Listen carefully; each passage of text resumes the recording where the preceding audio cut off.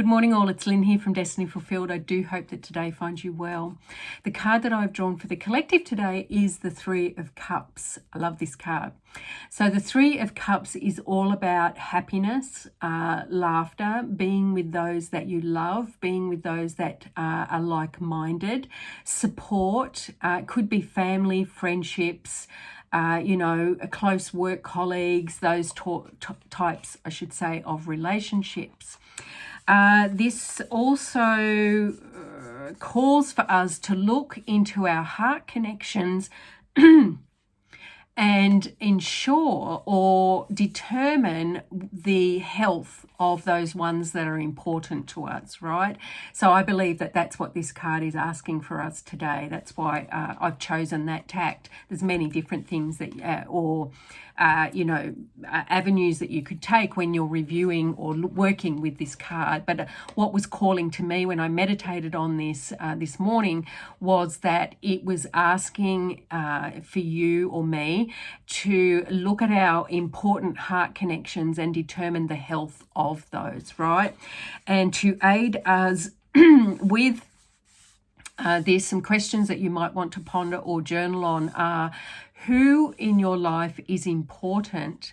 Why are they important to you? And what is the state of that relationship like at this present time?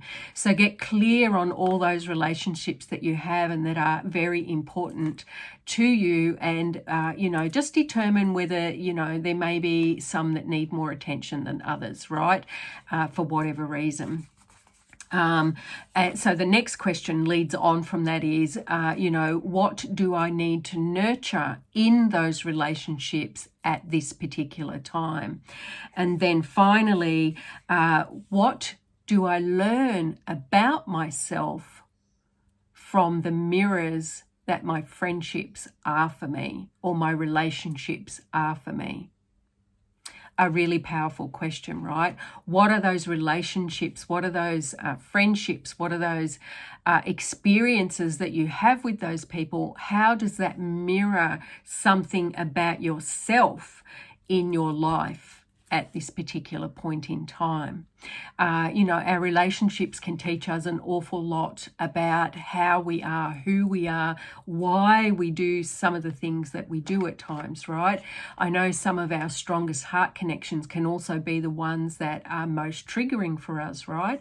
And it's very interesting, I think, and if you go into this with a really open mind filled with curiosity, not judgment or being hard on yourself, but going in with curiosity and really having a look at, why do I get triggered with that particular person? What is it about that particular person that triggers me? And how is that somehow reflecting something within me that I'm trying to understand or that I may need to nurture or heal within myself? Some very strong, powerful learnings can be obtained from sitting in that space of curiosity about those that our most loved, cherished, or sometimes most frustrating or hard relationships that we have with people from time to time.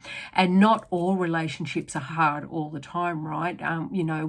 We go through peaks and valleys, we go through ups and downs with relationships. They change and morph over time, and sometimes we're in some really tricky situations with us, people in our lives.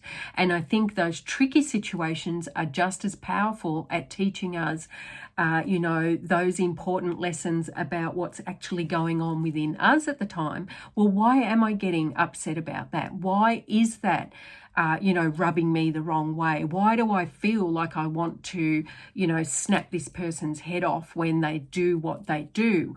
Why is that? And what's going on within me or within you when those situations occur, right? So this is sort of doing a very gentle, peaceful, non-judgmental work on our shadow work, right? Because shadow work, when we're looking at those aspects about ourselves that we are struggling with or they're harder to work with than our light centered self, it can be very triggering and very hard at times to work on that shadow side. But these sort of questions where we're looking at others' behaviors and how that is reflecting and affecting us and why we're acting in those situations the way that we are is sometimes a more gentler, more compassionate, more softer way of starting to dip our toe into that shadow work, right? And I do believe that shadow work is vitally important to our growth, to our health, right, and to our healing. But this particular card today, and the message that I got from it was that this is a time when we need to have a look at our heart connections, those relationships or friendships or acquaintances that we feel are important to us, and how are they somehow reflecting or mirroring to us something that is important for us to learn about ourselves. So I wish you really, really well on your little journey into a little bit of shadow work today.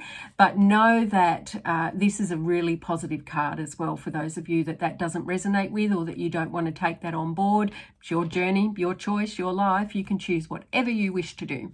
But for those that you do, I wish, be gentle with yourself, be compassionate, put judgment, leave it at the door, don't take it in there with you. And for those of you that don't wish to do that, know that this is a very positive card that bodes well for, happiness, joy, celebration, support, relationships, all of those sorts of very positive feelings and thoughts.